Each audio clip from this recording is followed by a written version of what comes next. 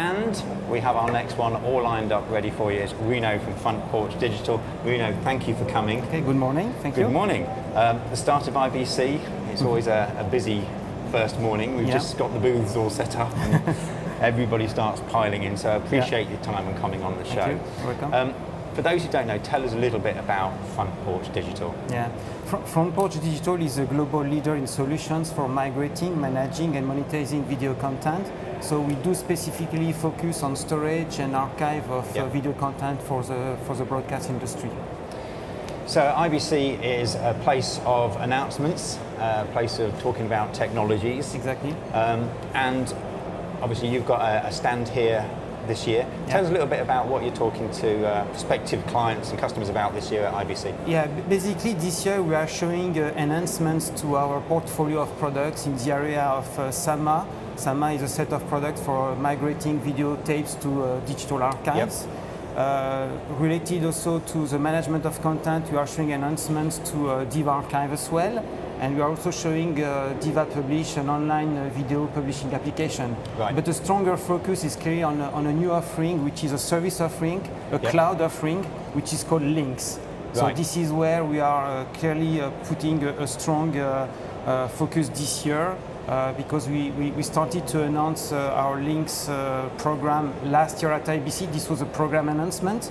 And we started to capture some customers first in the US, and so we did announce LYNX in the US at NAB, and now LYNX is fully available in Europe as well.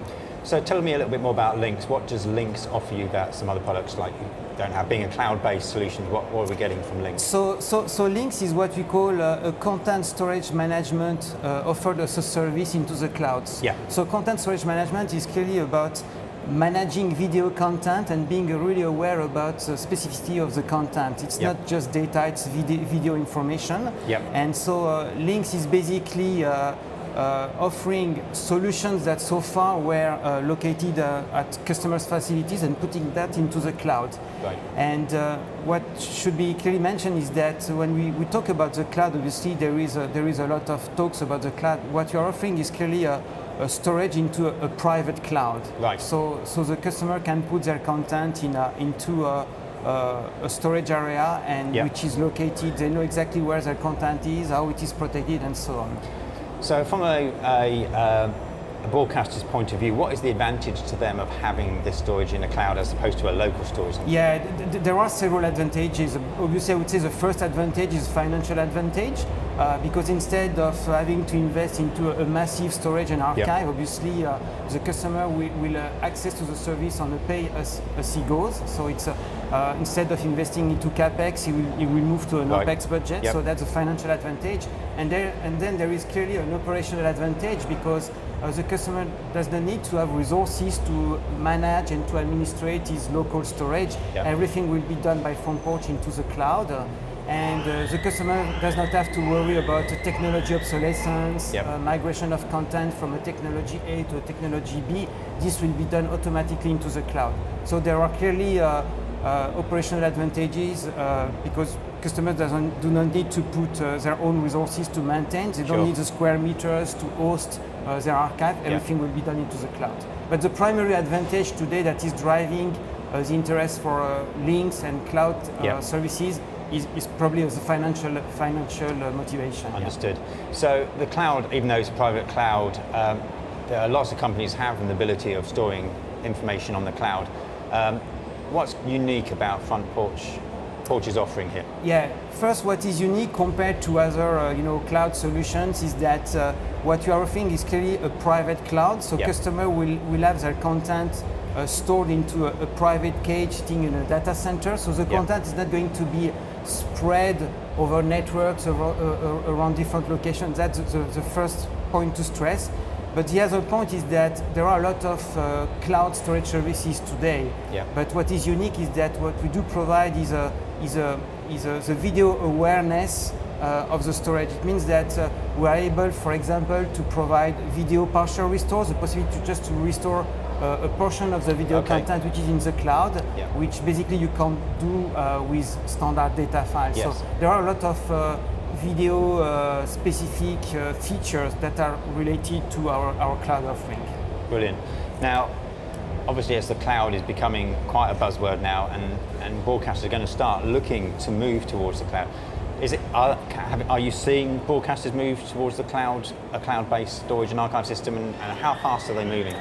Yeah, it's a very good question. We clearly see a motivation from customers to move to the cloud, but then the motivation really depends on the size of the customer, on the country as well. And I'll just give you a couple of examples. We are currently working with some very big brands who have a lot of content. And their primary motivation is clearly because basically their business is relying on the availability of this content. So they are clearly looking for disaster recovery solutions, okay?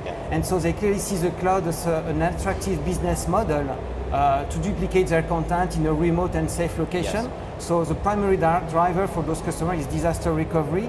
And this goes with customers who have a lot of content and who are clearly depending on their content, the availability of the content to run their business. But we also see now in some countries who are very much affected by the euro crisis, like for example Spain. Spain, there have been a lot of cuts in the investments. So the only way for customers who want now to evolve their infrastructure is to look at OpEx models, at outsourcing their content. So I mean, the speed at which customers will go into the cloud depends very much on the customer profile, on its location. But there is definitely an interest for the cloud, and we can see that all around. I mean, at this show, everyone is talking about cloud, and we have signed several contracts with customers. So it's a good sign and a good trend for us.